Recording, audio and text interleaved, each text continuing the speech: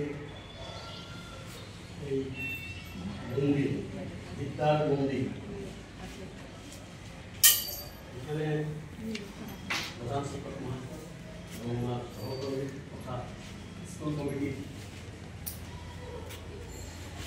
সদস্যবৃন্দ রয়েছেন এবং তোমরা যারা স্টুডেন্টরা রয়েছে ছেলেমেয়েরা, আমি তো আউট অফ একাডেমিক সেকশন, বড় আইন থাকি অবভিয়াসলি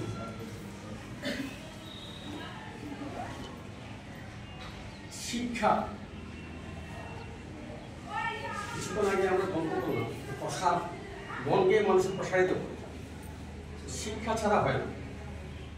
একটা শিক্ষিত লোক একটা ব্যবসা করছে বা চাকরি করছে, একটা কম শিক্ষিত লোক একটা ব্যবসা করছে, পার্থক্য আছে।